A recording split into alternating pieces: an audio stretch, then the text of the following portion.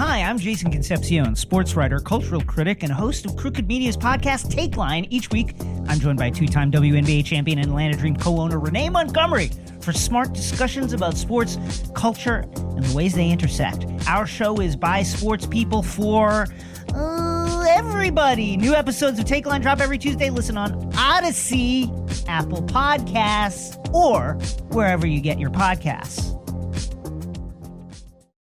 For the ones who know safety isn't a catchphrase, it's a culture. And the ones who help make sure everyone makes it home safe. For the safety-minded who watch everyone's backs, Grainger offers supplies and solutions for every industry, as well as safety assessments and training to keep your facilities safe and your people safer. Call, click Grainger.com, or just stop by. Grainger, for the ones who get it done. Good morning, everybody. Sunday morning in the Delaware Valley. I'm Glenn Macnow, along with my pal Ray Didinger. And Ray, I know yesterday you walked down to work in a temperature of 275 degrees. Assuming it was a little nicer this morning. A little bit, not quite as oppressive as yesterday. It was I went out yesterday. It was unbelievable. Maybe the rain cooled us down a little bit. The rain came last night. Wow! And that talk about a freak show of nature. That was as well. The skies opened up. I thought the earth was going to end, and it meant that the Phillies Marlins got suspended in the top of the 10th round. They're going to resume at 1:05 today.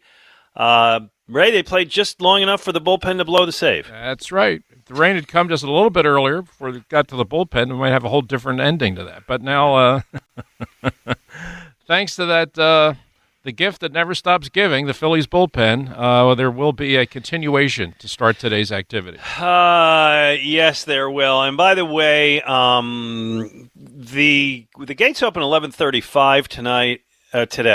This morning. And if you had tickets for last night's game, you're kind of out of luck. You can't go and see the end of the game, although maybe that's just as well. maybe that's a bonus. They'll finish that one, and they'll play the second game of the, what is now a doubleheader against the Marlins. We'll get to that last night because it was the bullpen that blew it. But, Ray, it's also, my God, they get runners in scoring position every inning and just strand them. It's been the theme of the season. You know, I mean, if you look back over the season to this point, if the recurring themes are bad defense, bad bullpen, and inability to hit in the clutch, stranding runners in scoring position. It's not unique to them. I mean, if you look at the hitting with runners in scoring position, the Mets, who are actually leading this awful division, have been just as inept and have been just as futile with runners in scoring position. But that's kind of the story of the whole division. Nobody in this division is playing good baseball. But last night it was all on display: the bad bullpen and the inability to get runners in when they're in scoring position. And it's amazing, and it's so frustrating at the same time that as bad as they have been to this point, they still find themselves within striking distance, if you can call it that. Oh, right in the race, Ray. Right in the middle of the race. I don't know that I'd call it a race, Glenn. It's a three-legged sack race. Sort of what it is, yeah. We'll get to that going on, but I want to. There's a little bit of a theme I want to start the show with, and it begins with the Flyers make a move yesterday, and we don't often talk about the Flyers, particularly in the summer, but this is a big trade. If you at all care about the four teams, this one matters. They decided basically, we're done with two guys who once were really seen as big-time franchise players. They trade Nolan Patrick and Phil Myers to the Nashville Predators for defenseman Ryan Ellis, a good, solid veteran. Patrick ends up getting flipped to the Vegas Suns. Right. Or Vegas Knights. Knights, not the Vegas Suns. Ellis. That's the newspaper. Yeah, it is. Las Vegas Ellis he was hurt last year, but most of his career he's been a top two defenseman. He's got 3 years left on a contract that pays $6.25 million a year. I'm sorry, he's got 6 years left on a contract. He's locked up through 2027. Yeah, which is not a bad contract these days, and by all accounts, he is going to be the guy that they didn't have last year to play alongside Ivan Provorov. Ray, I like this trade. I talked to some people whose opinions I value. Our friend Anthony Sanfilippo, who's a hockey guy, Everybody seems to like this trade. Do you like this trade? Very much. Very much. Because this guy can really play. I mean, this guy can really play. The only downside, and the only people that may argue against it may argue on the basis of youth versus age. The idea that Nolan Patrick's still really young. He's a young guy, and you never know. He might just find it. I haven't seen evidence of it, and it's a shame. I mean, the migraine thing definitely derailed him, but he's never gotten it back. And last year there was no evidence that he was ever really going to develop into much of anything at the NHL. I didn't think. I mean, I hate saying that, but because I did at one point when they drafted him number 2, I thought, wow, they really got something here, and it just never happened. So now you're getting back a veteran player who's a really, really good player. And one of the things that killed the Flyers last year was their inability to find a partner for Provorov. As they just couldn't do it. Niskanen, when he retired, sort of unexpectedly, they were really left in the lurch, and they tried a bunch of different guys. None of it worked, and the whole back end sort of fell apart. But now you certainly have a player that can complement him. And if you look at his history, look, one of the things about Provorov is you want him on the ice a ton. He plays a ton of minutes. So whoever plays with him, he better be capable of playing a ton of minutes. And you look back over the last 4 seasons on Ryan Ellis, he's averaged over 23 minutes per night on the ice. So carrying a heavy workload is nothing new for him. So I definitely think that the Flyers have really brought in a guy who can help them tremendously on the back end. You mentioned Niskanen, and when he retired, it really did hurt them last year.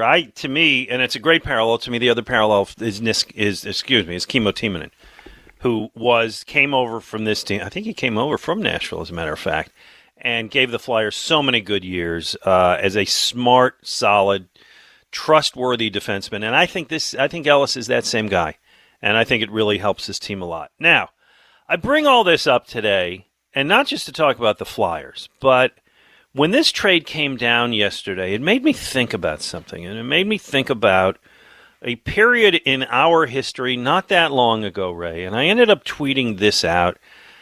I'm going to get your initial response, just like top of the head of your response to this thing I put out yesterday, and then I want to break it down.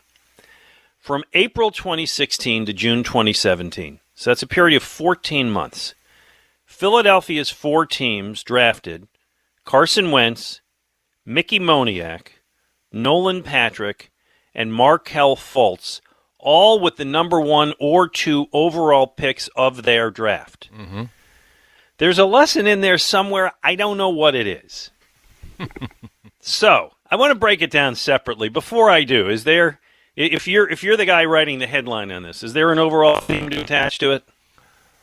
Well, the overall theme is that's why you are where you are. That's why the 4 franchises are where they are right now. Is poor. Well, each of those cases is a little bit different in its own right, and we'll get to them individually. We'll break them down individually. Like Carson Wentz is not Markelle Fultz. I mean, there's right. He's not a stiff, right? Yeah, there are degrees within here, and there are distinctions that we probably have to make. But to bottom line it, that's why you have all 4 teams where they are right now, is because the people that are making... Look, Markelle Fultz is Markelle Fultz. It's not his fault that he was a bust. I mean, he is what he is. The fault lies with the organization that made him the number 1 pick. All right. Just fingering a guy and saying he's number 1 doesn't make him number 1. That's exactly correct. So let's go through all these. The first one picked was Carson Wentz. That was April 29, 2016. It's the most complicated. Let's leave that one for last, okay? Okay. Even though it was the first in terms of when it happened, let's do it for last. The second guy picked was Mickey Moniak, and let's just play you, Ray, a rare Mickey Moniak highlight. 3-2 on the way. And it's swung on, hit in the air, left field, pretty deep. Going back on to Dickerson to the wall. He looks up, and it's gone! The first home run in the career of Mickey Moniak. It's a 3-run shot to the opposite field, and the Phillies lead it 3-0. The number 1 pick in the draft in 2016 has homered for the first time in the big leagues. 372 to the opposite field, the distance for Mickey Moniak, and no silent treatment. He's being congratulated all around. Ray, what we didn't know, what Scott Fransky didn't know at the time, was that was the only home run in the major league career of Mickey Moniak. Mm-hmm. 5 years in, a .250 weak hitter in the minors. He got called up last September for the first time.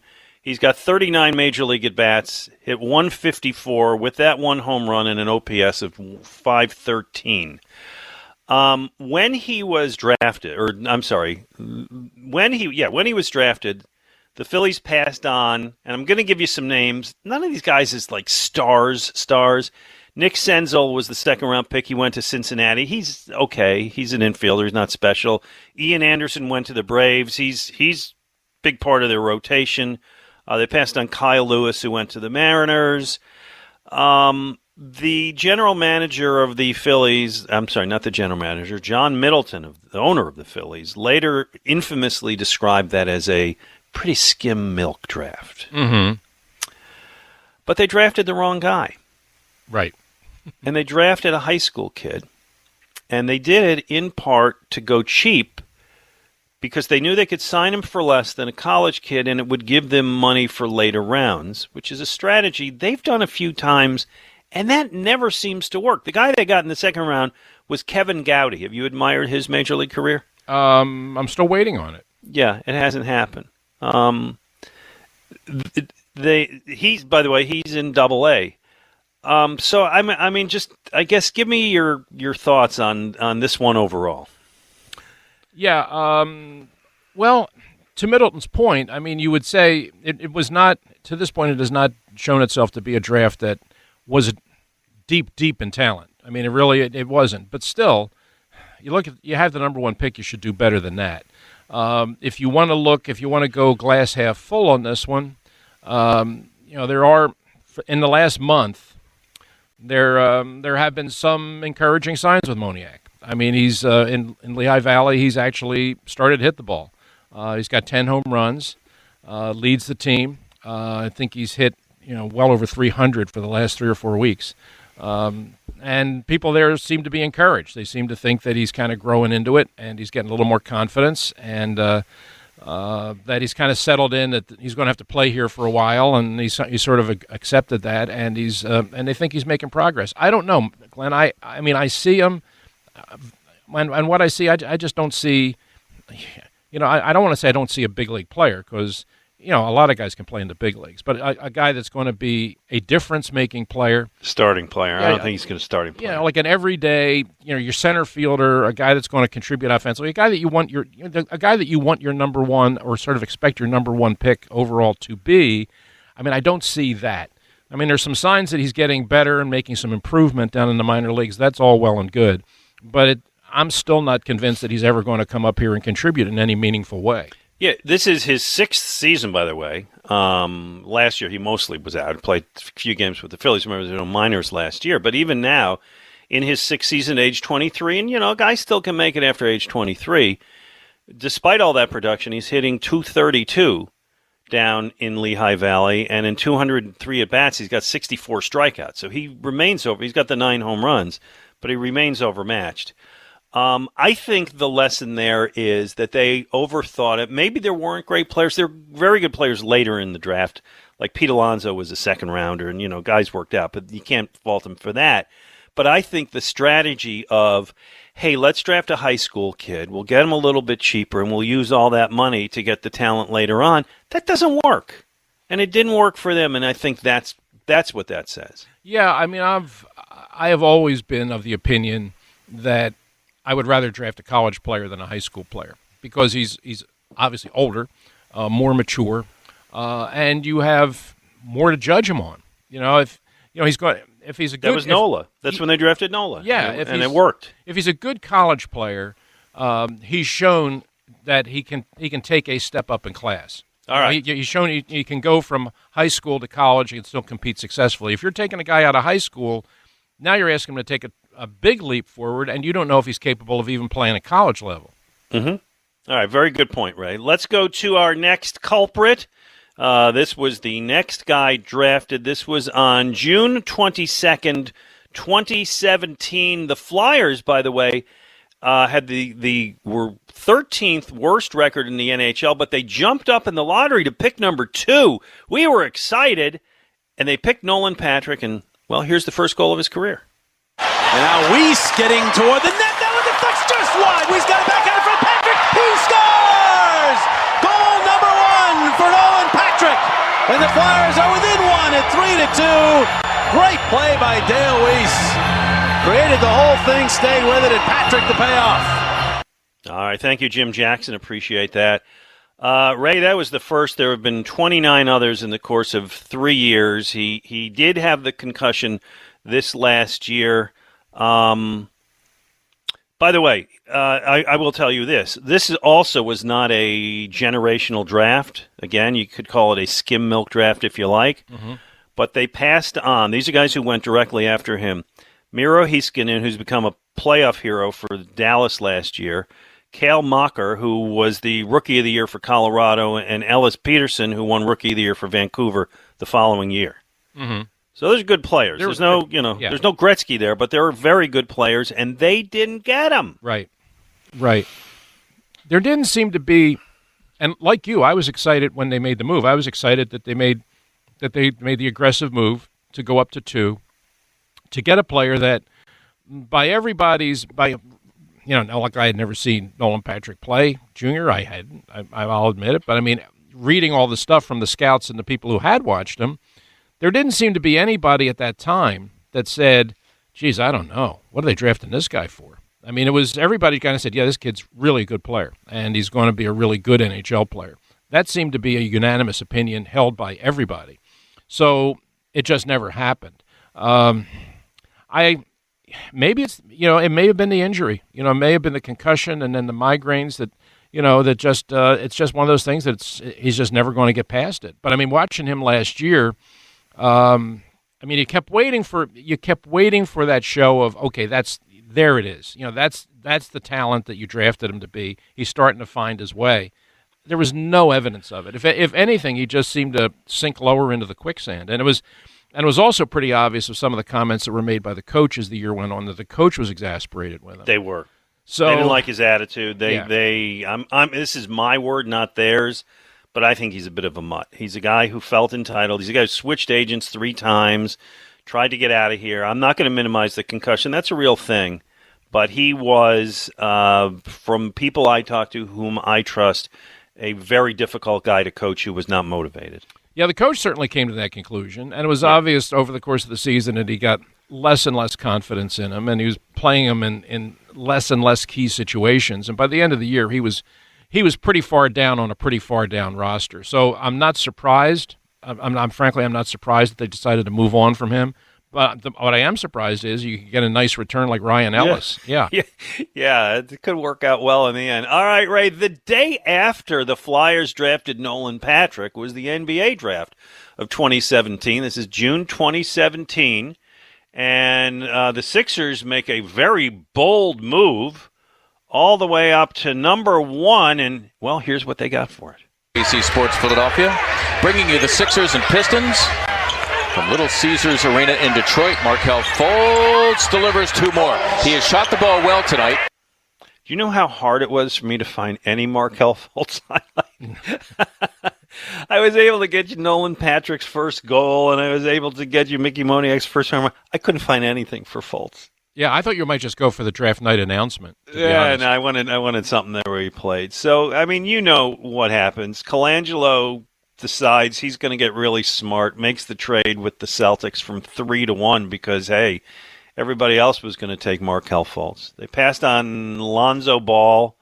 They passed on Tatum, who ends up going to Boston and being the best player. Josh Jackson, DeAndre Fox, Donovan Mitchell. Yeah, but he went down to 13, so it probably wouldn't happen. But to me, Ray, this was the biggest wasted opportunity of the process. And they outsmarted themselves, and this may go down as the worst move in Sixers history, considering the opportunity they had to get Tatum. Yeah, it's certainly in that conversation, and really even the night that it happened, it to me it was a head scratcher. It was like, what are you doing? Why make this move to go up and get this guy? It baffled me then, and I still don't understand it. I have to tell you, Glenn, and this Now, some people are probably going to come back with examples that prove the other side of the argument, and that's fine if you can. I have always been suspicious of taking college basketball players off bad teams. I just yeah. Well, think, you have that.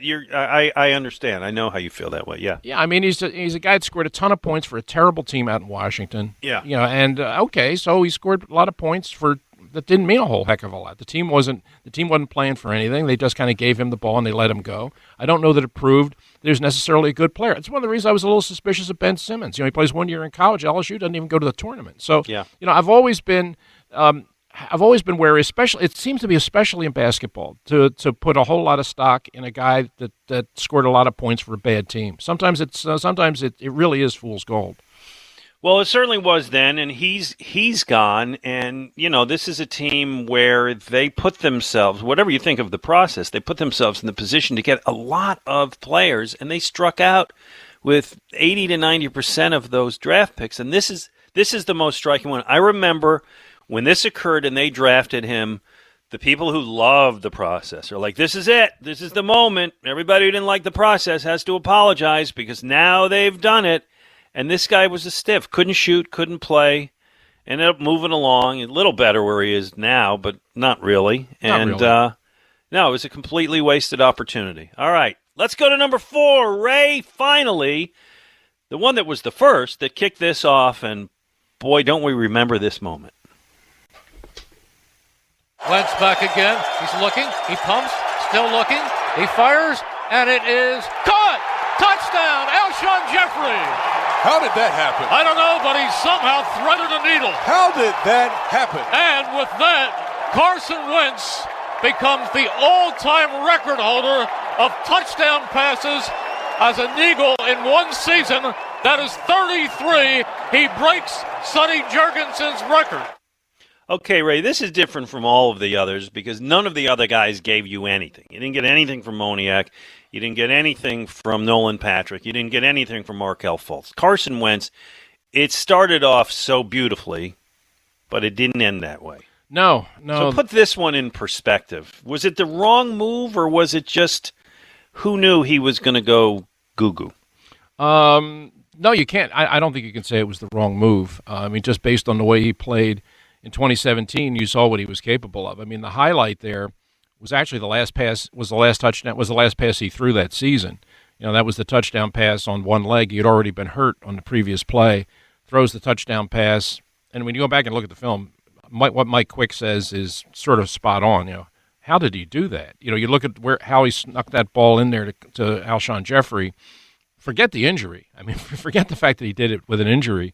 The fact that he was able to do that was pretty remarkable. I mean, that's the skill set that this guy had, and that's the skill set that he brought with him. And for 3/4 of that season, he was the best player in the National Football League and put that team on course to get to the playoffs and ultimately the Super Bowl. Now, he's in civvies when they get there, but you could argue that they wouldn't have gotten there if he hadn't played the way he played for most of that year. So, I mean, he gave you ample evidence of why the decision to trade up to get him was the right one and why he was a player worthy of that pick, more so than any of the other guys. And he demonstrated that. But after that he came back the next year, I think he pushed himself too hard. I think he came back too soon. And his performance from that point tailed off. Not terribly. I mean, one of the things that, the points that I've tried to make here a lot is the people who look back on his career say, well, he was never any good after 2017. Well, that's not true. He was. Mm-hmm. But what happened last year, while it wasn't entirely his fault, he certainly didn't do much to improve the situation. And the way he handled it at the end, can't defend him on that. I mean, he just definitely just kind of walled himself off from the team and said, I want no more of this. And by the end of the year, listen, if he had been willing to stay on and try and reinvent himself as a quarterback here in Philadelphia with a new coaching staff and a new change, I would have been okay with that because I still think he has that talent. I still think he's capable of being that championship-level quarterback. I still do believe that, and I think he's going to demonstrate it at Indianapolis. But the fact of the matter was, when it got to the end of the year and he made it clear to one and all that he wanted no parts of Philadelphia, then he left them no choice, and they had to move, and they had to move on. So, and I'm bitter about it, to be honest. Oh, you're not alone. It's on him. It really is on him. There's parts that you can blame the organization, but they drafted a quarterback. Like he's not the first quarterback to have a guy drafted in the second round, and he just couldn't handle it. And I was so angry and crushed and bitter because I wanted that 15-year relationship with the quarterback. So we kind of start here, and yes, all four situations are different. Certainly, Wentz is the outlier among the four. Yeah, I think the big difference is you would say the other three are flat out mistakes. Wentz was not necessarily a mistake. Right.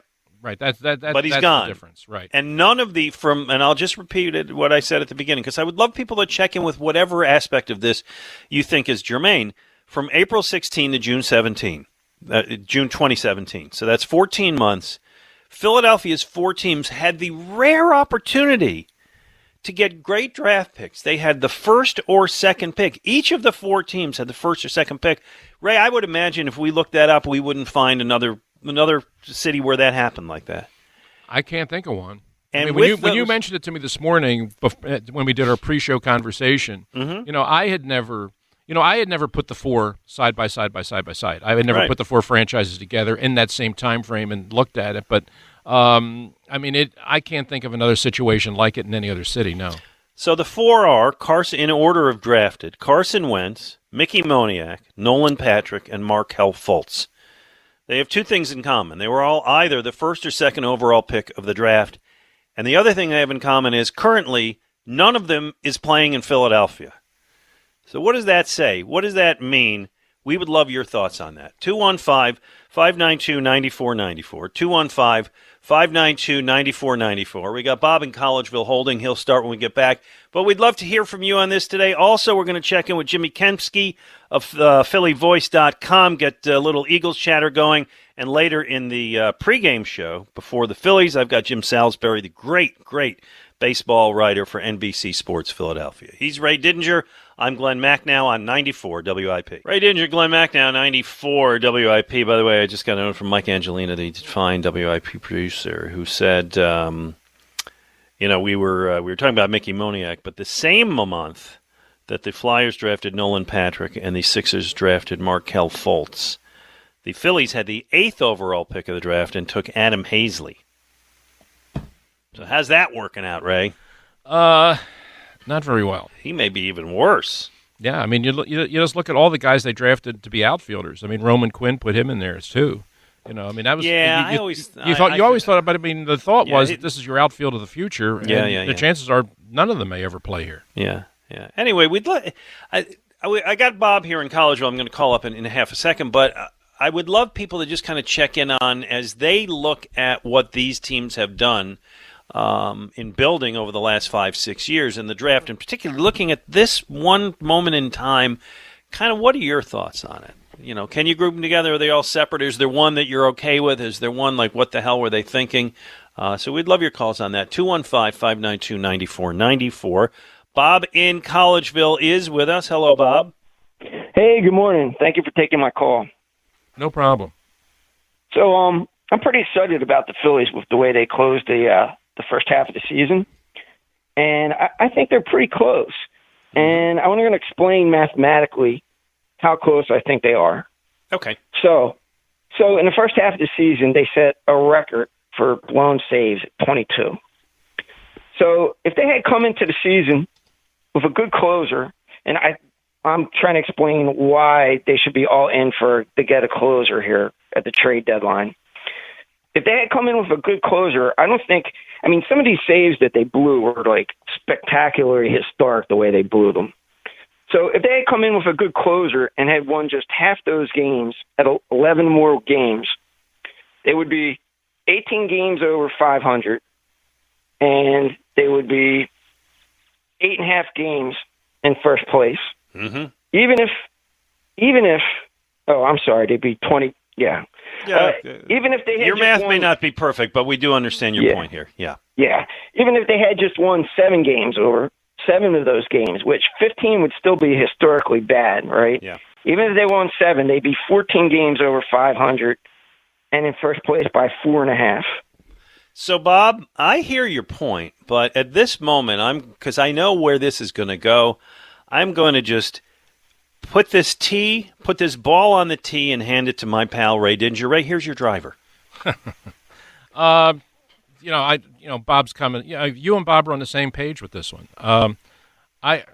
I just can't believe in this team. I just can't. I've just watched them to be. I thought they were a 500 team coming into this year. I think that's what they are. I don't think they're any better than that. But do you think it's unreasonable to think that if they had a good closer, instead of 22 blown saves, it would be only 11, and they'd be... Yeah, but they don't have a good closer. Yeah, but they don't have a good closer. Well, yeah, but if they go all in on the trade deadline and try to get a good closer... All in with what, Bob? What are you going to give them? I think you could get Kimbrel mostly for money. Ray, I think Kimbrel's got a tough contract. I'll look it up, but it's in the teens, right, in terms of millions. And I think if you give them a mid prospect and a lot of money, that they would give you Kimbrel. I don't know if that's going to do it, but that's part of that's sort of the fallacy in the argument here is to go get a really good closer. You're going to have to give up something, and I don't know what they can give up that's going to be attractive to other teams. That's why that's why I've if somebody wanted to come and take Segura right now, I know he's hitting over 300. I'd move him. No. Why not? Then you're giving it up, Bob. You don't want to give it up. Do I want to what? Ray wants to just give up. I'm all in. I want playoff baseball. It's been way too long.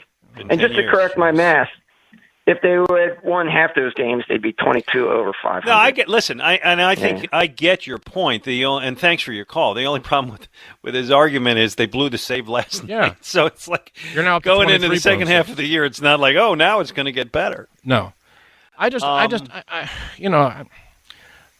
this is what they are. I mean, they're a team that they're a lousy defensive team. They have a terrible bullpen. They have a third of a starting rotation.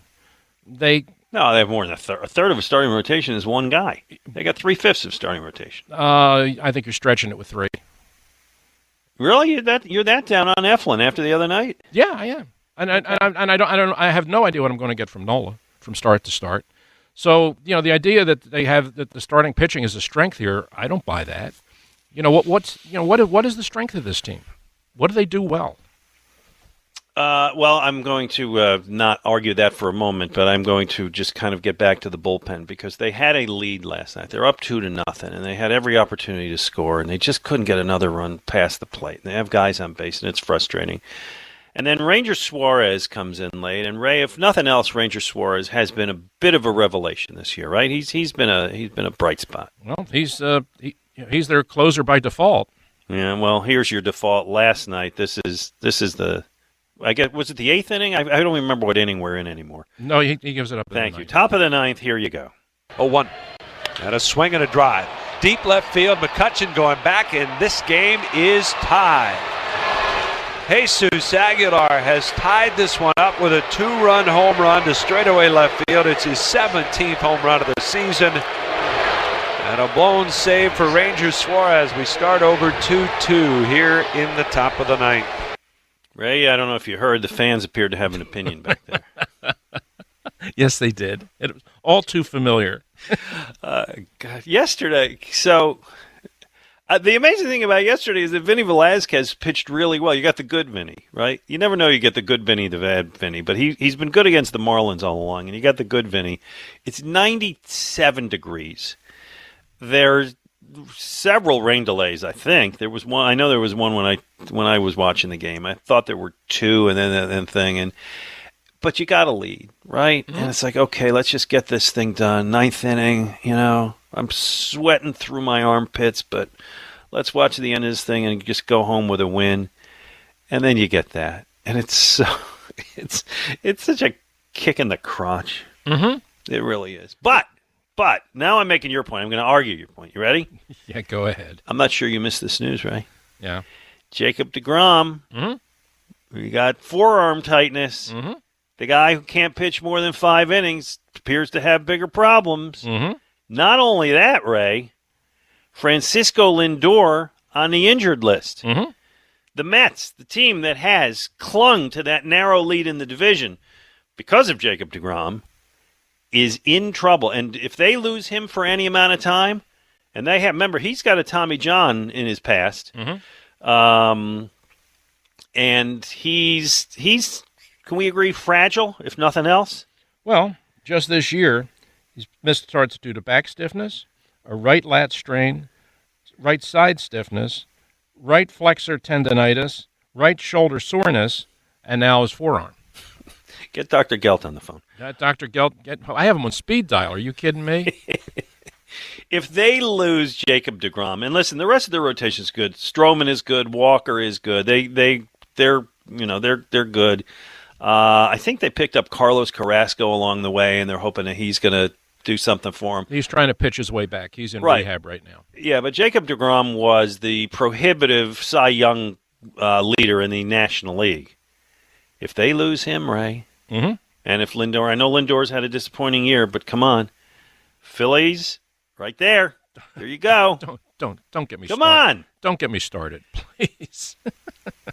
See, you laugh, but there's really and I know you compare it to the NFC East, and it's the best comparison. It's totally the NFC East. I understand it's that. Totally that. I understand, but there is this.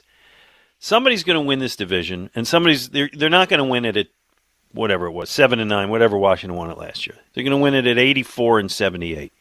And you and I go way back and remember the year those own New York Mets got into the World Series featuring a 59-year-old Willie Mays with a record, what were they, 83-79 or something like that? I think they were like 4 or 5 games over 500. Yeah, well, that would do it. There you go. I just want the Phillies. The Phillies haven't made the playoffs since 2011, Ray. 2011 is the longest dry spell in Major League Baseball by 3 full years. Any other team has made it since 2014. Why do I want to trade Gene Segura, my starting second baseman, who's having a good year, if I have the chance to make the playoffs? Because it's not like I'm going to get anything great for Segura anyway. You don't know that. I don't think I am. You don't know that. You got some team that really thinks they can win something, that needs a veteran player that can play second base. They might actually give you a couple good young players. You're going to give me another Mickey Moniak? Is that what I'm going to get? Oh, well, don't the take second Mickey coming Moniak. of Adam Hazley is what I'm going to find here. Hope that you have somebody in your organization that's smart enough that can see a decent offer on the table and say, you know what? Yeah, I'll do that. No. Because I just look. I'm hanging in, Ray. I so went through this with the Eagles this year. I so went through this into November with they've won 4 games, but they're tied for first place, and everybody's talking about the playoffs. It's just no. The idea is to try and build a good team, to try and build a really good team, not a bad team that's going to win a worst compete in a bad division. Try and build a team that's really good, and that's what I'm trying. That's what I'm trying to do. I mean, you look at this team right now. I mean, I can barely watch 9 innings with this team. They're so impossible to watch. The goofy mistakes they make on the bases, throwing to the wrong bases. Their lousy defense just drives me crazy. Every time they go to the bullpen, I'm covering my eyes. I just can't get into the idea that this team's a contender. I mean, I know that. And everything you said is true. Look, Washington is dead in the water. I mean, they're just basically they stopped playing like 3 weeks ago. Correct. And Miami can't. Miami. Miami's not there. And Miami, the only team Miami can beat is the Phillies. It seems like. And you got the Braves, who I think have the best talent, but they're all hurt. Correct. And so they're already looking ahead to next year. So it really does come down to the Phillies and the Mets, probably. And the Mets now have. They've been hurt all year, and just when it looked like they were starting to get healthy, and they were just starting to get healthy last week, now they lose deGrom, and Lindor may be done for the year. Mm-hmm. I mean, with this flexor thing, I mean, they're talking about the oblique thing that he's got is probably like a 4 to 6 week injury anyway. And then you're talking about he's probably going to have to go down to the minor leagues on reassignment to get himself back in shape. That's right. I mean, he might be gone. He might be gone for 4 weeks. Ray, he might be back for the rest. Not for the rest of the season. Because we got to hit a break here. So let me put it this way: you're driving in horrible. You're on the Schuylkill, stuck behind 2 trucks in horrible traffic, right? And nothing's going. You try to pass the left, somebody's there. You try to pass the right, and there. And then all of a sudden, Ray, these lanes open up for you. And there you are, Ray, in the driver's seat, and you can cruise right past them all. You taking that chance, or are you moving over to the side of the road to sell off parts of your car? You know what your car's got? Your car's got 3 flat tires.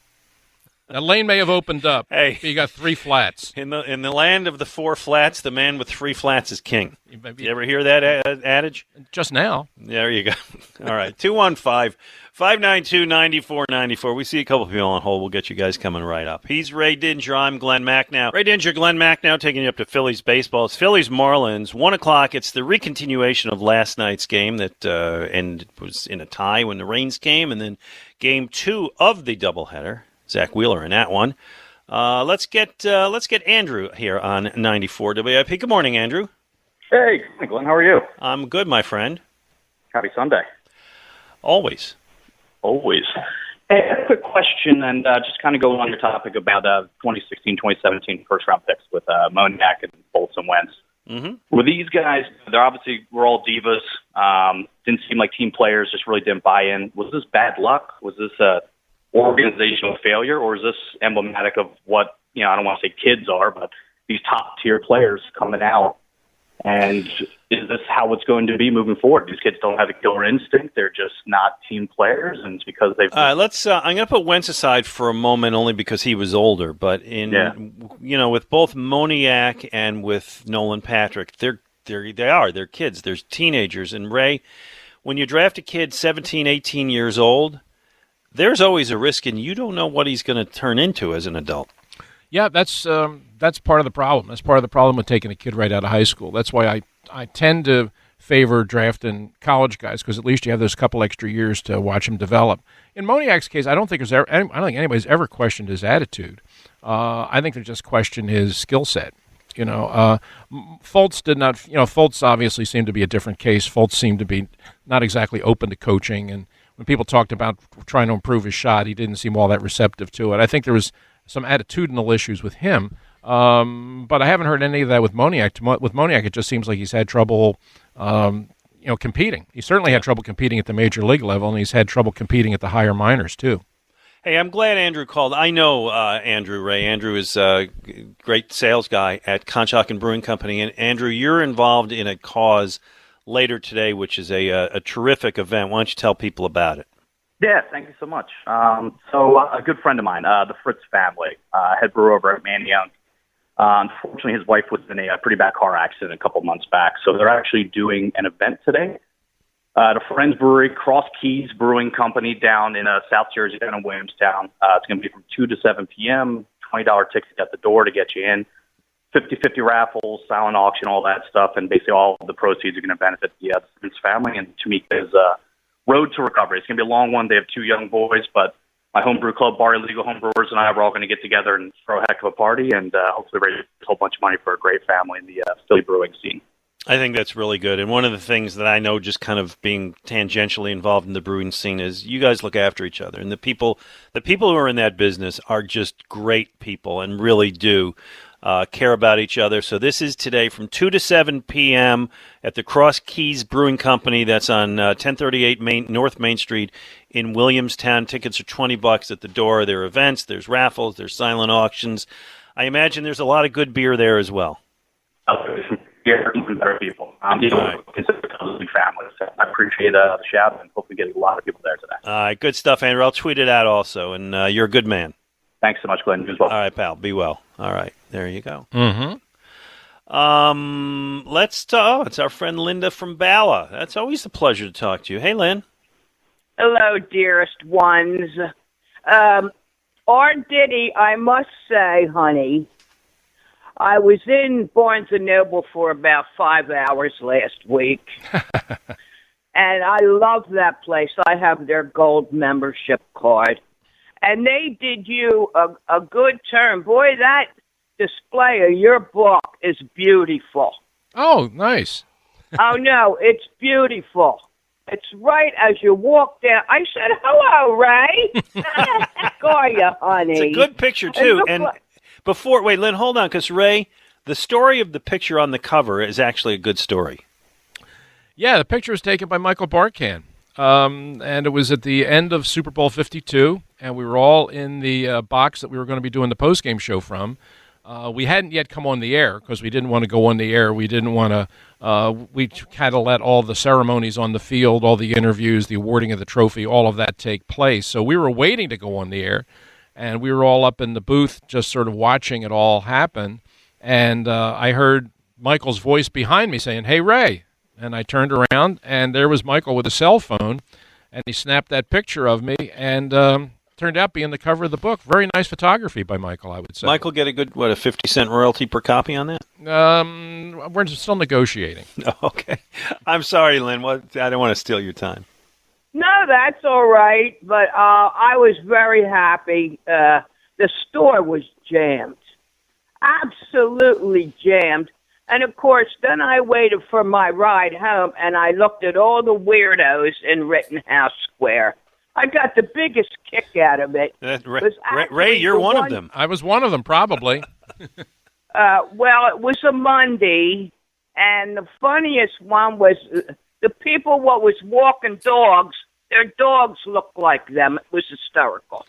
That is true. That is a true statement. Yes, there is a lot of that in Rittenhouse Square. Anyway, my Phillies are 2.5 out, if you boys didn't notice. I refuse to step back. There you go. Around baseball, I've heard from other cities that the draft they just had, they did very well. They are highly rated for their draft they just had, and I got fingers crossed. Look, it's going to be fun. The only thing is, last night my heart almost came out on the sofa. They got people on, and I'm up there batting, pretending, of course. And I said, "Come on, boys, let's go." And I'm thinking, "Are you nuts? Will you sit down before you knock your TV over, you big gunk head?" I get frustrated when they don't do nothing, and it comes time and it's tied, and I'm thinking, I can't do this. I'm too old. But then I look at them the next day anyhow. You know what I mean? Yep. I'll tell you who I'd like to pluck from the Marlins. I don't think they'll sell him, but I'll take that Marte any day. He's too much. No, I love him. And Lynn? Yeah, go ahead. No, I was going to say I love you too, and I'll talk to you later. We love you. Thanks, Linda. Bye-bye. All right, be well. See, Ray, when you say you want to give up on it, trade Segura, right? Yeah. All that, you realize you're directly breaking that woman's heart. No, nothing's going to break Linda's heart. She's hanging in here with this team. She is all in. That's true every year, though. That's no different than any other year. Yeah, but if you just say, "Hey, we're done. We're packing it in. We're tanking," that's. I'm not tanking. All I'm saying is, I don't want to be. I am neither a buyer nor a seller. What I am right now is I am a listener.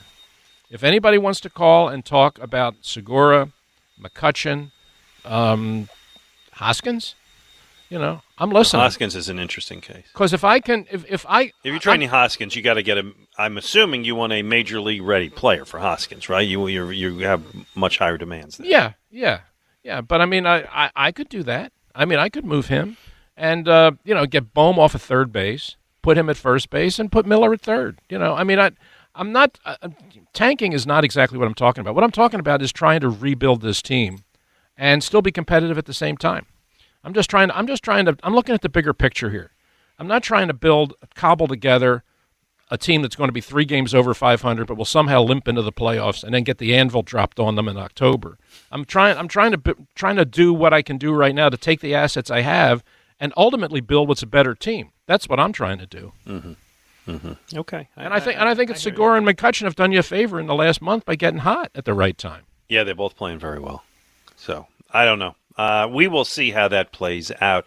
Coming up, we are going to talk a little football, little Eagles football, as we are, what are we now, Ray? 12 days from training camp? Something like that. Pretty close. Yeah, and we're going to get our friend Jimmy Kempski from Philly Voice and talk some football with him, and we will take your calls as well, 215 592-9494, along with Ray Dinger. I'm Glenn Macnow on 94 WIP. 11 o'clock, 94 WIP, along with Ray Dinger. I'm Glenn Macnow. We're taking you up to Phillies baseball today. Phillies Marlins 105 start resumed. The first game that got called last night for the rain, and then the second game of the doubleheader. But let us move to football because we are 10 days away from training camp. At least that's what my math says as we bring on Jimmy Kempski of Philly Voice. Jimmy, I got to tell you, I know it's training camp, and I always get bored by the end, but I can't wait. I assume you are equally excited about this, all the new administration, new coach, new quarterback, new players. It's a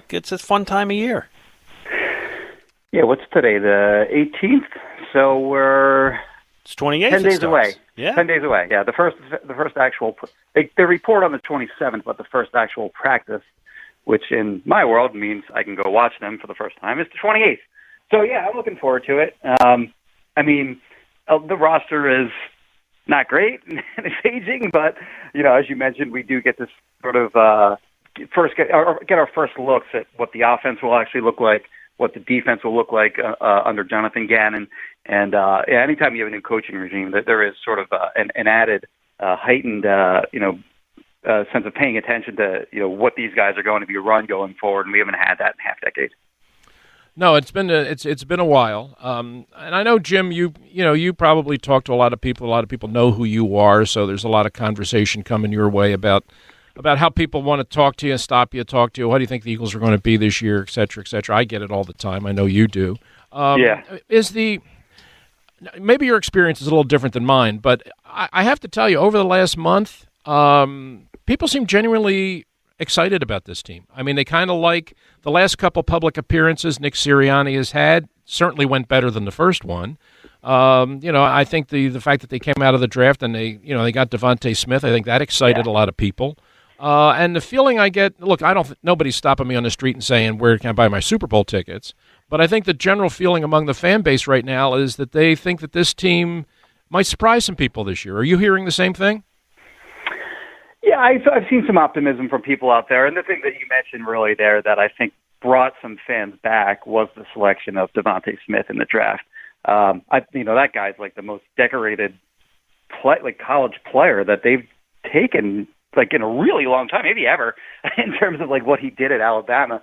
So, yeah, he's going to bring some juice to the offense. I think Jalen Hurts, I don't know whether he's going to be good, bad, indifferent, but I think at a minimum it will at least be fun to watch. So, the entertainment factor could be there at least with him. And, you look at the division and the Cowboys, Giants, Washington team, they're not very good. None of those teams like that. At least, I'll put it like this. Each of those teams has at least substantial holes on their roster. So, the division is winnable. And like you said, I don't think anyone's looking at this team with any kind of Super Bowl aspirations in any way. But it is a building team. They do have the 3 potential first-round draft picks next year. And, watching a building team can kind of be fun sometimes. Whereas, the last few years we've kind of seen them get a little bit worse and worse each year. Jimmy, we haven't talked a lot about off-season acquisitions. There weren't a whole lot of glamorous ones other than Devontae Smith in the draft. But Ryan Kerrigan at defensive end, Eric Wilson at linebacker seem to me, particularly now you have a new defensive coordinator, kind of guys who have the opportunity to really help what was a struggling defense last year. What do you anticipate from those two? Yeah, and then Anthony Harris, I'll throw him in the pile as well. Okay. He'll probably be starting. Well, not probably. He'll be a starting safety for them as well. He and Eric Wilson, of course, coming from the Vikings. They're familiar with sort of the scheme that we all think that Gannon's going to run. Gannon, of course, being a disciple of Mike Zimmer. And then you mentioned Ryan Kerrigan, who really has been a major thorn in the side of the Eagles specifically over the course of his career. Like, that guy's like a sort of like a borderline Hall of Famer. If he played for a better franchise for the bulk of his career, we probably are talking about him as a Hall of Famer, but went a little bit under the radar playing for a bad team for all those years. So, a lot of people are looking at him as sort of a similar type of acquisition that they made in 2017 when they signed Chris Long, an aging guy that had a good career. But you mentioned Eric Wilson. He's a guy that, you look at his numbers, and he was able to get to the quarterback league, a decent number of sacks, he had a decent number of pass breakups, And in that sort of quote-unquote Mike Zimmer defense, you need your linebackers to be able to both cover and blitz the quarterback because it's a blitz-heavy scheme. So I think we'll see a lot more blitzing under Gannon than we did under Schwartz. And when you bring in two players that sort of know what they're doing in that scheme, in Harris and in Wilson, and then Kerrigan will just sort of bring a little more juice off the edge. Then yeah, I think those acquisitions were sort of under the radar and not splash acquisitions, not splash signings, but they'll definitely help this defense in 2021. Yeah, I agree. I think that they weren't big names. They weren't names that had people running outside and hollering and right. saying, oh boy, we got Eric Wilson. But I think that if you look at so many of these kinds of player transactions and player movement in terms of free agency, it's not so much about the name; it's about the fit. And does the guy's skill set fit what you were going to ask him to do? Sometimes it does, and sometimes it doesn't. I actually do think that Wilson is a good fit. I think Harris is a good fit for what I think Gannon's going to want to run. And I know Gannon had his one sort of Zoom press conference with the media, and the one theme that he hit on, which I agreed with him 100%, is hey, this year we got to start taking the ball away from the other team. We got to start forcing turnovers, and we're going to run a defense that we're going to put pressure on the other team, and we're going to try and force turnovers. I mean, Jimmy, you look at last year. This team had 8 interceptions as a team right. for an entire season. I mean, they went like 5-6 weeks without turning the ball over, and you just can't win. I mean, the way the NFL works today, it isn't about yards. It isn't about yards. It's about takeaways, and that's the one thing. I know it drove Seth Joyner crazy because I used to watch the games with him every Sunday.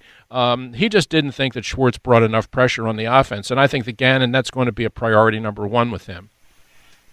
Yeah, I think Schwartz played more of that sort of bend, don't break type style. And, I mean, you're right, like 8 interceptions, a half a pick a game. Darius Slay didn't have an interception until week 16 in the second half against Dallas last year, and he was supposed to be sort of like quote-unquote big play Slay. So, yeah, I mean, they definitely didn't do a good enough job taking the ball away. They did a great job of handing the ball away to the other team. So, like, their turnover differential, was obviously horrible last season, and a big reason why they went 4-11-1. So, yeah, I think that the more pressure-intensive scheme that Gannon will bring, could in time lead to more takeaways on defense. We'll see how that goes in 2021. Boy, wouldn't that be fun?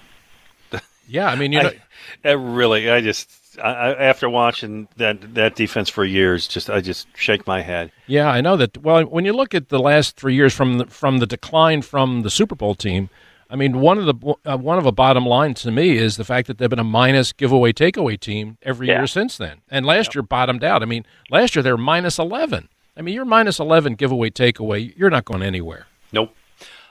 Jimmy, let's talk about some position battles to watch during training camp. Ray and I have spent a little time talking about left tackle and whether, is Dillard get it just because he's the first rounder, or do you think there will, in fact, be good competition there? I think Mailata's better. I did a deep dive on Mailata's 2020 season, and there are some encouraging things to see there.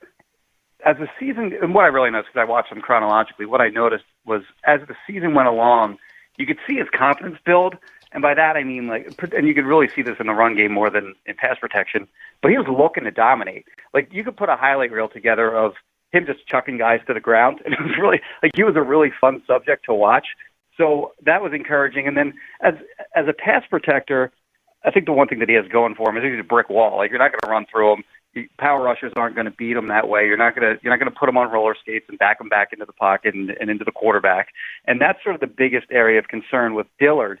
In 2019, there was this perception that he was bad when he played that one game at right tackle, but was otherwise okay at left tackle. And I disagree. Like, I don't think he was good at all. I don't think he was good at left tackle, and I thought he was a disaster at right tackle that season. And his biggest deficiency is that he just can't anchor against power. He just couldn't do it. And that's sort of a fatal flaw, because once you can't anchor against power, it starts affecting your technique, and you start overcompensating for that, and guys will beat you around the edge. The one deficiency that I saw a little bit with Mailata is that he struggled a little bit with speed, which you might expect he's athletic, obviously, for a guy that's 6'8", 346 or whatever he is. But, I mean, there are going to be some times where he's going to struggle with some speed rushers. But if I'm going to take like a deficiency one over the other, I'll take that over the guy that just can't anchor. So Dillard's really got a lot to show this season, and he had a press conference earlier this offseason, and he said all the right things, and I think that's great. But ultimately, I think that Mailata is going to overcome the fact that they spent a first-round pick on Dillard, actually traded up in the first round to get him. And, that's going to help Dillard because Howie Roseman certainly wants him to win that job. But in my opinion, Mailata is going to make it pretty clear, I think anyway, in training camp, that he should be the starter there. Yeah, I think that what you have is a real contrast there. You have a power, Mailata, who's purely a power player right now, and then you have Dillard, who's really a technique player. I mean, if you look in terms of how they play the position in terms of technique, Dillard is actually is pretty polished. It's obvious that he's been well coached, and the system that they had in college, all he ever did was pass protect, which I think sort of lends itself to being a not a power player. I mean, pass protection is not necessarily a power part of your game, but when he was drafted, I remember one of the things when he was drafted, everybody liked everything about him. They liked his feet. They liked his technique. They liked the fact that he could protect. They liked the fact that he could mirror, all that stuff. But the one thing everybody said, Jim, was he's got to get stronger. He's just got to get stronger. I mean, on those occasions when in college he got up against a guy that was willing to try and bull rush him, those were the guys he struggled with. So coming in, I mean, you knew right in, okay, he can do this, he can do this, he can do this. The one thing he's got to do is he's got to get stronger. This is all, somebody had to know this. This is like 2 years now. I mean, that everybody knew that this was his big deficiency. And I know in his press conference he said, I worked on it. I've spent more time in the weight room. I'm going to be stronger. Is there any reason why we should believe him now? Yeah, I mean, we will believe him when he shows it on the field, or at least I'll believe him when he shows it on the field. Like that doesn't when players say like I've been working on this, I've been working on that. I tend to not believe it until I actually see it. So that would be the sort of the thing, obviously that he has to show in training camp and in the preseason games, and if he does get into games, if he wins that job and he does get into games, or Mailata gets hurt or whatever it may be, he's going to have to show that when they put the shiny pants on, so to speak. Yeah. We're talking to Jimmy Kempski of Philly Voice. You wrote a piece recently kind of looking at the wide receivers, looking at Jalen Reagor after a disappointing first year, and I guess it's the same, we'll know it when we see it, but I got a sense from you that you felt he was working on some things. How do you assess him? How do you assess kind of the wide receiver depth right now? He's got talent, and actually that would be another training camp battle that I'll be watching there. I think Reagor and Devontae Smith will be the starters. It'll be interesting to see who sort of becomes the third wide receiver between Travis Fulgham or Greg Ward. If Travis Fulgham wins that job, he'll play on the outside more than likely when he comes into games, and Reagor, I think, will probably move into the slot. And we'll be seeing more three wide receiver sets, I think, because we all kind of are just waiting for Zach Ertz to be traded or released. So they're not going to be running those two tight end sets the same way they did with Goddard and Ertz. They're not going to be running that with Goddard and Richard Rodgers, for example. So that's an important battle to watch. But as far as Reagor goes, he's got talent. He's got speed. In college, he showed like a lot of really positive traits with the speed and the return ability and the run after catch. And we didn't really see much of it in his first year. We saw little glimpses of it before he got hurt early in the season. Like early in that first Washington game, week one, he caught that bomb for Wentz. He went for like 50 yards or something like that. So it was like, there it is. Okay, we got a guy that can go deep now. Second game, he had, I believe, 4 targets, 4 catches against the Rams. Got hurt in that game, tore a ligament in his thumb. And by the time he came back, which was around like week 7, week 8, somewhere around there, the Eagles' season was kind of like falling apart a little bit by then. Bad quarterback play already. Scheme wasn't, super effective, and he came back and he just didn't make plays going forward the rest of the year. Like there were contested catch opportunities. I saw a stat like in college, like among the receivers that were drafted in the first round that he came out, and there were a bunch of very good ones. He had more contested catches than any of those guys. I think that was a stat put out by Pro Football Focus. Right. But in his rookie season, like he just did not win many contested catches. And it's not like he doesn't really have the profile of that kind of player, and that he's not like a super tall guy. He doesn't have like that bulk. So, not necessarily his game, but he had a lot of those opportunities. He just didn't make plays. There are other times where, if he hadn't throttled down a little bit when running deep, maybe he makes a play on a deep ball. There's just some disappointing things that I saw, on his tape in 2020. But he's got the ability, and I think the one thing that this coaching staff has going for them is they have a lot of experience sort of grooming wide receivers. So he could, they could maybe be a good influence on him going forward. But he has the talent. It's just, can they unlock it? I'm going to stay on the receivers and ask you: do you have any theory of what happened with Travis Fulgham? Because to me, I mean, Yeah. in a season of many mysteries, that to me was one of the biggest ones. Jim, for 5 weeks, he was as good a receiver as there was in the NFL. And Right. and then down the stretch, when you had nobody could make a play in your receiver core, he disappears. So I mean, and I know in press conferences and media availabilities, people kept asking Doug about it, and Doug kind of talked around it, but he never really answered the question directly of what happened to Travis Fulgham. Okay, here we are these months later. He's still on the roster. Do you have any better idea now of what happened then? So Aaron Moorhead, the wide receiver coach, spoke earlier this offseason, and, he sort of said the same thing that you just said, where he has it. Like, he has the talent. He can do it. And, during that five-game stretch, as you mentioned, like, I think he was actually leading. It was either a 4-game stretch within that stretch or that 5-game stretch in total where he led the NFL in receiving yards. Correct. So, like he was legitimately great during that small stretch, and then he disappeared. And part of it actually coincided with the return of Alshon Jeffrey. Right, exactly. And they chose to play him at all, like playing him at all over Fulgham at the time just felt crazy to me. And they just kept playing him and kept playing him. Aaron Moorhead was asked about that, like playing Alshon Jeffrey over Fulgham late in the season last year, and his answer was he sort of hinted that Fulgham had some bad practice habits. Like he said something to the effect of, and I don't have the exact quote in front of me, but he said something to the effect of, when a guy comes back, you really have to, show in practice every day that you're getting better and stacking good practice day after good practice day and so on and so forth, or that guy is going to play over you. So, and he said something to the effect of, like, I think Travis understands that, and he's going to, learn that lesson going forward in 2021 and beyond. So I think he hinted that, Fulgham may have slacked off a bit in practice after he started having that good stretch, and that's partially why he lost playing time. Again, that still seems crazy to me because he's young and he was like the only guy that was making plays on the offense. So why would you take him out at all? But I think that was sort of one of the reasons why he lost playing time, and then also didn't produce as much when he did get back in there.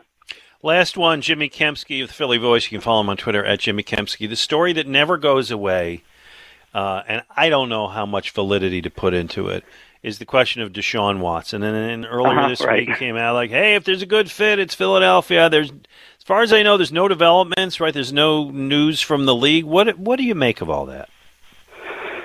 Yeah, so there's a couple different ways to look at that. I mean, they've been stockpiling the draft. Obviously, they have their own draft pick in 2022. There's a good chance that'll be a high pick. They have Miami's first-round pick. They might have Indianapolis' first-round pick as long as Carson Wentz plays enough snaps. So they have the ammo to do it, and that's sort of what people keep parroting over and over again. But there have been right around a dozen or so reports that have linked the Eagles to Deshaun Watson. So there is certainly a lot of smoke building around that. And there are a lot of people that say, well, give Jalen Hurts a chance. And it's like, okay, well, yeah, give him a chance. But if you have a chance to land a guy who is, in my opinion, a top 5 quarterback in the NFL, like, what are we talking about? You go out and do it. Obviously, he's radioactive right now because we don't know how his legal situation is going to play out. And is he going to be suspended? Is he going to miss an entire year? Nobody really knows any of that right now. So it's tough to obviously, like, they're not going to be able to make a move for him. In theory, I guess there's a chance, you could trade for him now, and maybe because of all the unknowns of that, the price to get him is a little bit lower than it would be otherwise.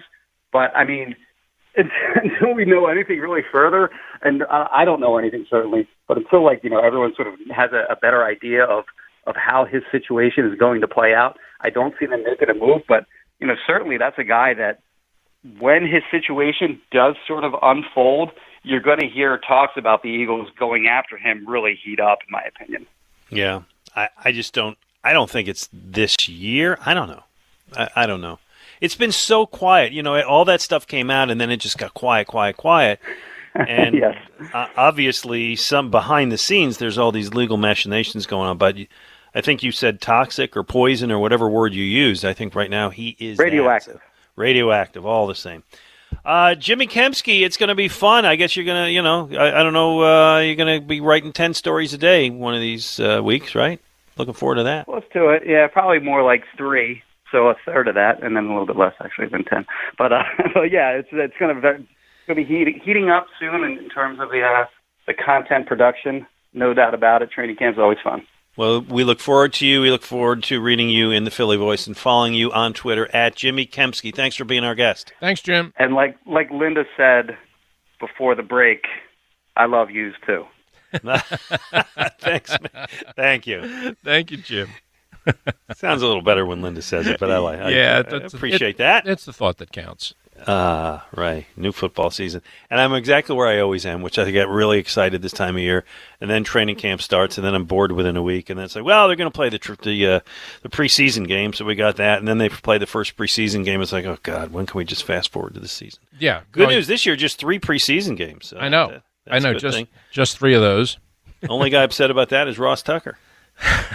It's his favorite time of the year. It's preseason. Oh God, he gets so geeked up. We do the pregame show. By the way, I'm delighted. I'm going to be hosting the pregame show again. Oh, good. But we do the preseason games, and I swear he likes them more than the regular season games. He's scouting and he's looking at this. Oh, this guy he's a gunner on special teams. He could make it there. This guy, he's a good depth guy. Yeah, that's your 7th offensive lineman right there. And he gets more charged up about that. That's stuff. him. He's talking about himself. He's looking in the mirror. Maybe that's why. Training camp was his big time. Training camp was, that training camp is all about the Ross Tuckers of the world. Yeah. It really is. That's where these guys come out of Ivy League schools with no chance, and they wind up fighting their way onto an NFL roster. I mean, he still identifies with that part of his life. I understand that. You got a good point. Neil and Dan, we'll get you guys coming up right after the break, and anybody else who wants to join us at 215-592-9494. Along with Ray Didinger, I'm Glenn Macnow, going up to Phillies baseball at, the pre-game starts at noon. Ray Didinger, Glenn Macnow on 94 WIP. Later in this hour, Ray, we get to talk to Big Daddy Graham. He's, he gives us his top 5 list every week. I can't wait. I look forward to that every week. I thought last week's list, I mean, we said it at the time, and the more I thought about it, I thought it was really one of his best. Was the five guys who get Philadelphia? Oh, that was a really good one. Playing off the Danny Green being a classic example of a guy who doesn't get Philadelphia. He took it to the other side and gave us 5 guys who get Philadelphia, and they were really good. Well, I'm not sure what his inspiration was today, but today Big Daddy's going clothing. He's going to do the 5 greatest uniforms in the history of Philadelphia. So I know what, for me, I will pick.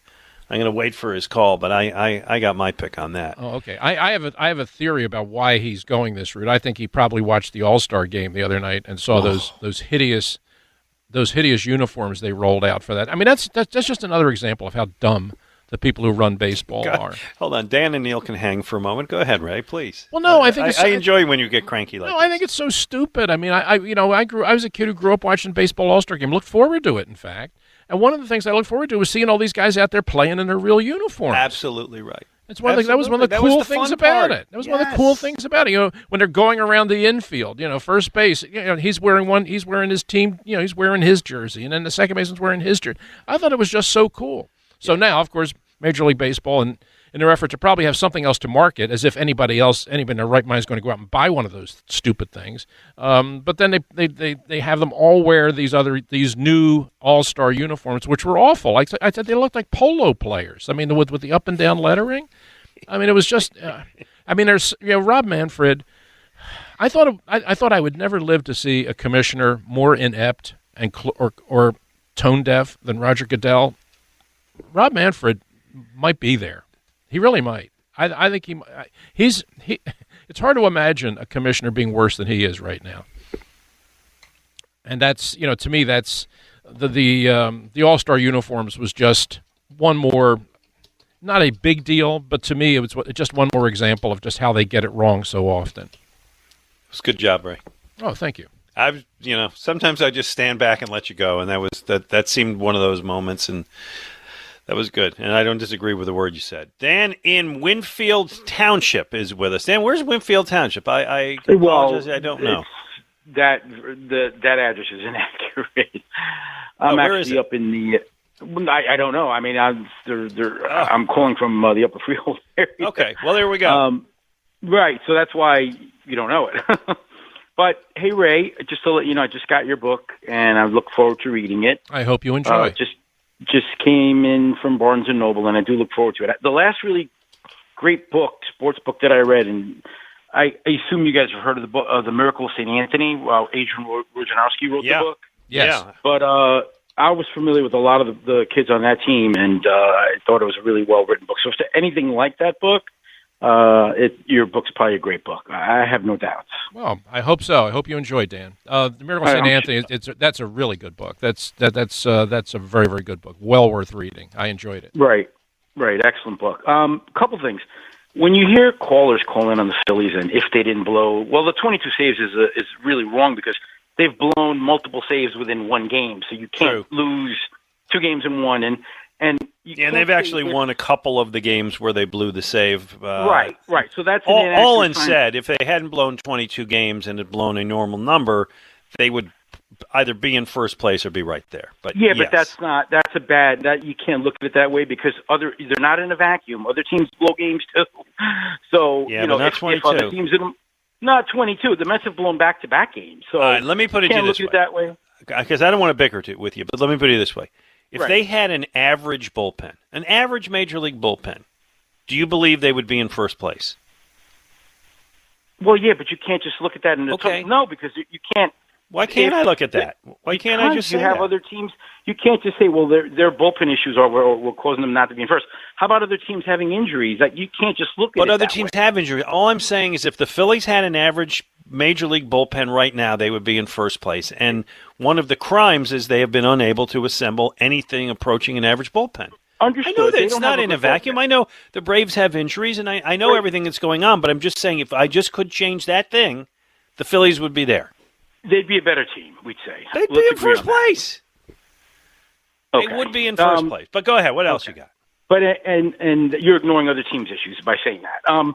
The second thing I do want to say is, like, the Eagles do, in my opinion. Now, Ray, I don't know what your thoughts are on this, but because of the division that they're in, if Jalen Hurts performs, they do have an opportunity to win this division. I don't think the Giants are that much better. I don't think the Cowboys are that much better. We don't know. Dak Prescott had a very serious injury. We don't know how he's going to play. Mm-hmm. So, this division, to me, is potentially up for grabs. I think it's wide open. Yeah, I do. I think there's only one part of this, of all the 4 teams, that I would point to and I'd say, yeah, they're good there, and that's Washington's defense. I think is really good. I think Washington has I think their defense is legit. The rest of the division, I think, is pretty average, to be honest with you. So, is there a realistic chance that the Eagles could hang in there with them? Yeah, I think so. I think Dallas probably has, top to bottom, probably has the most talent, but I don't know how well coached they are.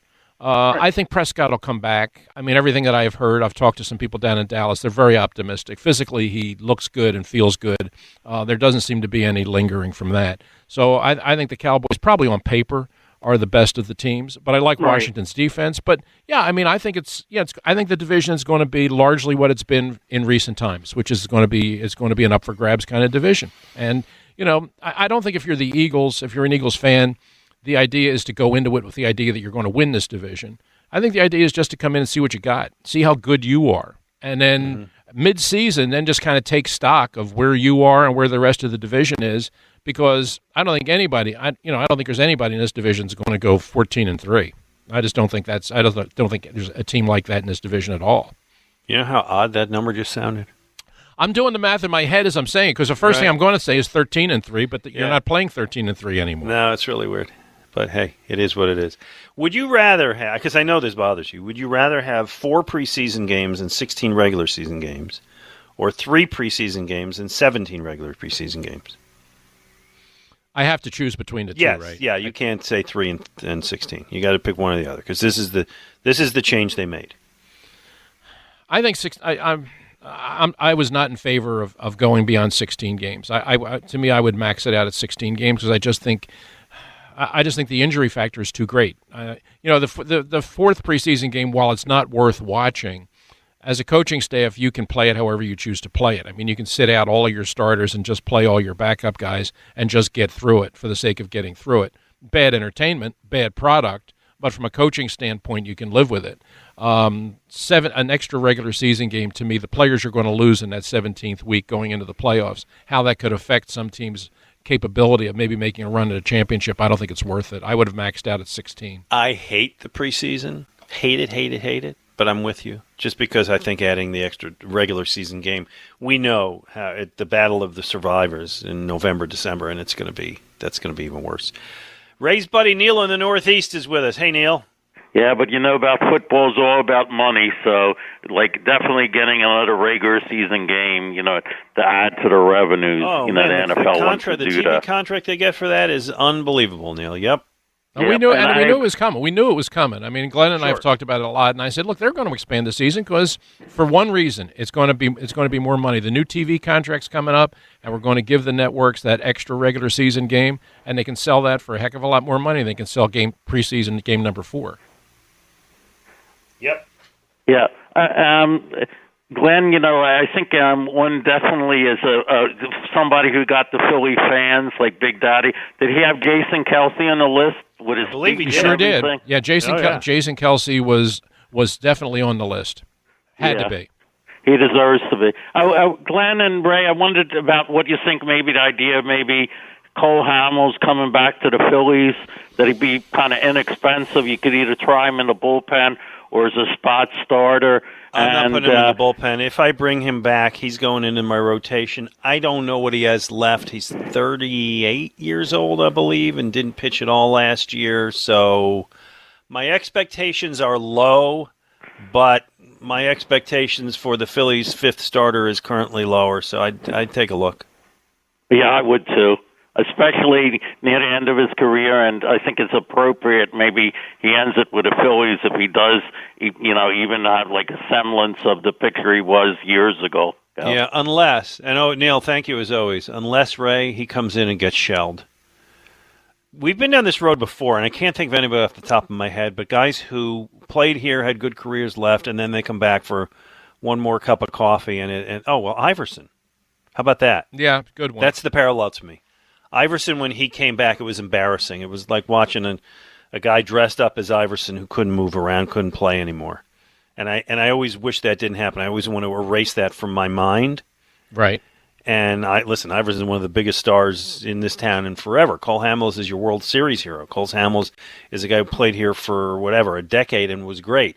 If Cole Hamels comes back and you get 3 starts, 3 1/3 innings, 6 hits, 5 runs, and he has to leave, the manager comes out and pulls him in the middle of the 4th, that'll be really painful. I hate stuff like that. Yeah. I guess the difference being when Iverson came back, the state of the team at that time, there wasn't really any expectation that he was coming back with the idea of trying to get you over the hump. He was just coming back as a gate attraction, really. It was a show. Yeah. Whereas if you're signing Hamels now, the idea is that you really do think that you got a chance to steal this division, and he's going to come in and hopefully be pitching some meaningful games for you in August and September. So, the expectation level is probably greater in that regard. I think everybody saw the Iverson signing for what it was. Yes. It didn't make it any less painful My point to watch. is, if he's not good, if he's bad, it's a risk I'm afraid to take because I like holding on to my good memories. Mm-hmm. And if he comes in and he just stinks, and it's gonna ruin it. It's a blemish. Yeah, I think you worry about that more than I do. I do. Yeah, we've talked about that before. I mean, there's nobody remembers Carlton at the end of his career. I do. No, I remember seeing him in Detroit against the White Sox go 2 1/3, 3 innings, and not throw one swinging strike. Yeah, but that's not really what you remember about Carlton. It isn't. I mean, if you think about it long enough and somebody asks you to think about it, you will think about that. But somebody just hits you cold, word association, Steve Carlton. You think Steve Carlton. You think 72. You think Cy Young. You think about him, blowing hitters away. I mean, you remember the guys. You remember the peak of their career. I think that people don't hang on to the other stuff largely because they don't want to. Okay. All right. Hey, coming up, we will talk to Big Daddy Graham. We're looking forward to that. Sneaking a call, 215-592-9494. And Phillies pregame, which comes up at 12 o'clock. Jim Salisbury is going to join us for that. And he joins us now as he does every Sunday. Big, I saw you, something I think your wife posted on Facebook or Twitter of you guys down at a concert down the shore singing, and it was just, what a nice thing to see. It was nice being out. It wasn't a concert. It was the Juliana Brothers, who are a legendary cover band that's been playing the Jersey Shore for a million years. But it was the first time I was even at the shore in 2 years. Wow. So, yeah, it was great. I plan on trying to get down a little bit more. The pipes sounded good. It was terrific. Hey, and while I'm talking about terrific, I got to give a shout-out to my man Joe Conklin. He put on a show last night. I haven't talked to him since because he had another one after. Him with a 10-piece band. 5-piece horn section. And it was him singing some real songs, but mostly songs like in the voice of Andy Reid or whatever. Really clever and terrific. If he does the show again, go. Nice. Okay, very good. So your list today concerns the laundry, correct? Yes, and the fact that I'm ticked off, I got to do it. No. Yeah, in an odd way it does. There was such a debacle. Those all-star uniforms. People really didn't like them. And so I thought I'd do a thing with uniforms today, but I'm going to go positive in my usual mode and do Philadelphia's, meaning the fans' favorite 5 uniforms. All right. All right. I got a heavy bet with a listener on one that I believe that you're going to include. So don't let me down because the listener says you won't, and I say you will. Well, I'll tell you this much. Number 1, which I won't reveal yet, got the most votes by far. Okay. Not even close. Virtually every one of the hundreds of readers who weighed in on this brought this uniform up. But I'm going to start with number 5, and that would be the Julius Erving Sixer uniform, white, with blue stars down the stripes, down the side of the pants, the Sixer script, the big 6, blue lettering, white background. It's just classic Julius Erving. It just is. I like it. I like it. Ray, would that be your favorite Sixers uniform, or are you going the old Phila? I probably would go with that one. I would probably go with that one. Sit tight, Ray. Your wish may come true. Oh, okay. Sorry. Okay, if it was up to me, coming in at number 4 would be the Phillies uniform that they're wearing today, which is really the uniform they wore with the Whiz Kids. Right. Simple red pinstripes. I love that uniform. When they brought it back, I was thrilled. But the uniform that got almost as many mentions as the other one did is the baby blue. Oh, that's the one. So is that on the list, or is that an honorable mention? Number 4 on the list. The baby blues. There you go. Yeah. I win my bet with a guy who reached out to me on social media, said that would not make your list, and I figured it would. I'm okay. I just want to interject. I'm okay with the baby blues. I think they're actually kind of cool. The thing I never got with the Phillies, and you guys can both address it because you've been your lifers, was like the burgundy red. I just never liked that color. Every now and then, like most things, is okay. But no, I'm with you, Glenn. Never was overwhelming. I'll take the baby blue over that. Well, certainly. Yeah, the worst uniform they ever had was the one that was burgundy head to toe. Yeah, well, that's the one I'm talking about. Yeah, the one with the burgundy jersey and the burgundy pants. I think they only wore it once or twice, and they might have only worn it once, and the players hated it so much that the plan was to just wear it like either a Friday night uniform or a Saturday uniform, and the players hated it so much that they never wore it again. In fact, but you can see it. It is on display up at Cooperstown. They have a whole display up at Cooperstown of sort of oddball jerseys, like weird uniforms and weird caps that teams wore from time to time, like the Chicago White Sox the year they wore shorts. Remember that? I remember that. Yeah. Carlton Fisk in shorts was something to see. So there's one whole display up at Cooperstown of these sort of ugly, oddball curio jerseys and hats that's on display, and the Phillies all burgundy is part of that. Sounds like it's sort of like a strip club with heavy strippers. Ray, from your experience, is that a good parallel? That isn't exactly what I was thinking the day I was there looking at it, but I kind of get the connection. Okay. All right, keep going. I love the color black. I do. When the Flyers wear that all black uniform, I love it. Yeah, I do. Okay. I do. When you factor in their reputation of Broad Street Phillies over the years, which I know isn't what it used to be, but very intimidating. They should wear it more often for me. I like that.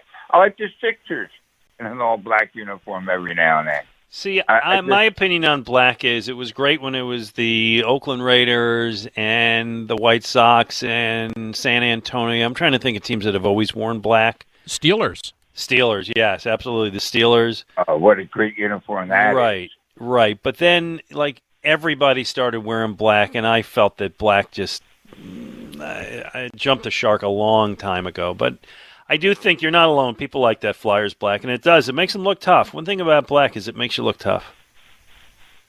Coming in at number 2 is the Sixer uniform, filler. But I can't think of that uniform, filler, without putting the number 13 underneath it. Me too. All those Pictures, I know. All those pictures of Wilt Chamberlain, the one where he's holding up 100, and that filler 13 is as classic as classic gets.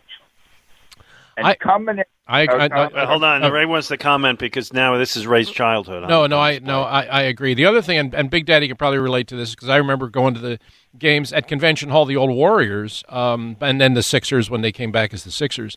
When they came, they had those satin warm-ups. Remember those satin warm-ups and they came out? Absolutely, I wore them. Right. They were just so great. I remember being down on the floor at Convention Hall one night when the team came out of the locker room and just seeing, Chet Walker and Billy Cunningham and those guys go by in those satin warm-ups. Boy, that was really sharp. That was great. And you saw them on the floor coming out of the tunnel. But then when the game started, it was time to go up to the cheap seats. Yes, that is correct. I remember my dad taking me in my first basketball game. Again, he took me down to that tunnel. It's even hard to describe the Convention Hall tunnel, but you literally could drive a truck down it. And it was the same tunnel. It's even hard to call a tunnel as the Sixers would come down.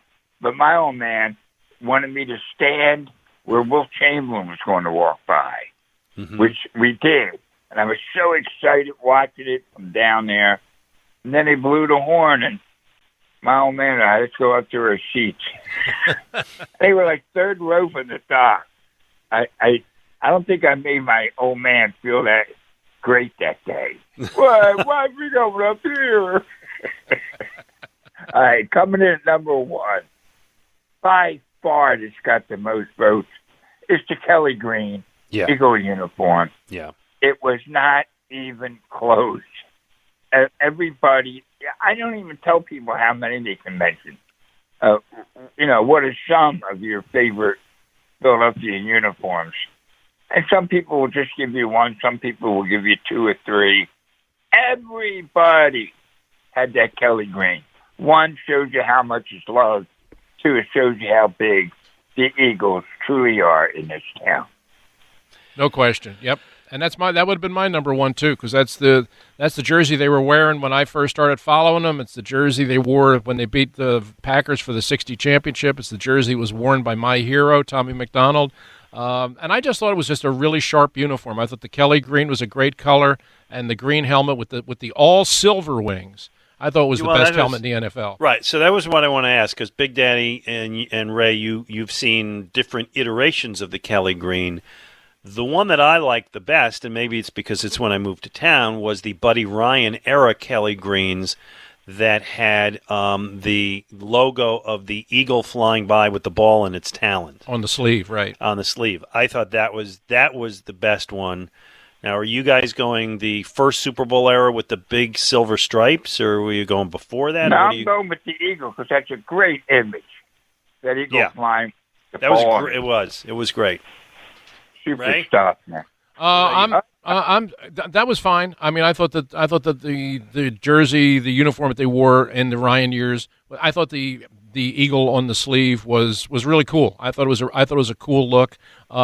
My big thing was the helmet. I just think the helmet of the '60s, which was that really bright, I mean really bright Kelly green with the all silver wings, I thought was just a great helmet. I mean, you marry that helmet with the jersey of the '90s, I think you really got something. There you go. Big, what do you got coming up? What I got coming up? Well, big show with Conklin, September 24th, and Glenn Macnow, I might add. Yeah, you buried the lead there. And then we're going to go to his rec room across the street, Conchak and Brew Pub. That's Friday night, September 24th. Me, Conklin, Glenn. It's going to be a great, great night out. Get your tickets now by going to BigDaddyGraham.com. All right? That's out in Phoenixville. Big, always a pleasure. We'll talk to you soon. Bye-bye. All right, brother. There you go. I got to work on new material, Ray, if I'm going to open for them. Oh no! You've got something that works. Use the standards. Yeah, exactly. Play the hits. When you have emceed for them, and you've done it more than I have, you've done it a lot of times. Do you actually tell jokes? Or you just get up and like, "Hi, I'm Reed Didinger. What's going on?" I tell one joke and get off. One, okay. Mm-hmm. I usually try to do three. Maybe I'll shorten that. No, I see, I'm smart. I always say that right up front. I say, Big Daddy says if I'm going to claim I did stand-up, I have to tell at least one joke. So here it is. Here's my one joke. Then people know you're not going to overstay your welcome. If they know they have to laugh. If they know it's the only chance. And you're saying you're basically down on your knees begging. Right. So you just say, I'm going to tell. Here it is. Here's my one joke, and then everybody knows they only have to fake laugh once. So they'll give you the benefit of the doubt. The first time I ever did that for him, it was at I think it was at the JCC in Northeast Philadelphia. It's a big auditorium, right? It's completely dark. So I'm on the stage, and there were a lot of people to see those guys. Big Daddy and Joe are a good show. Yeah, of course. And I hear people out. You hear people coughing and moving. Yes, and of course. But you can't see them. It's dark. Mm-hmm. And I'm just thinking, I'm telling the joke, right? It's a lead up to a story. I'm thinking, if they don't laugh, I'm going to just die out here. Oh, you bet. And I told the joke, and they laughed. Mm-hmm. And when they do laugh, then it's intoxicating. It's tremendous. Then you're thinking like, maybe I'll tell a few more. Oh, I'll stick around. No. Joe's on the sidelines giving me the finger across the throat, like get off the stage. But hey, it was fun. You got to go, Ray. Mm-hmm. And always a pleasure. You got anything cooked up today? Well, I have to read a spot right now. Oh, okay. Well, I tell you what, we'll leave you with that, and then we'll come back with Phillies pregame on 94 WIP. As you embark on your encounters, keep an open mind. From the trails of Discovery Park to the Skagit Valley, open space awaits.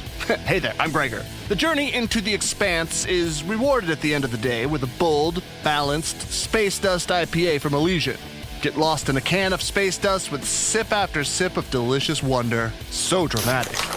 Space Dust. Elysian Brewing, Seattle, Washington. Explore and enjoy responsibly. The ruby slippers from The Wizard of Oz are some of the most iconic objects in Hollywood history. And in the summer of 2005, a pair was stolen from the Judy Garland Museum in the small town of Grand Rapids, Minnesota. All she said was, "They're gone. They're gone." Welcome to No Place Like Home, a documentary podcast series that investigates the mysterious heist of the ruby slippers. Please listen and follow No Place Like Home, a presentation of C13 Originals, a Cadence 13 studio, available now on Odyssey, Apple Podcasts, and wherever you get your podcasts.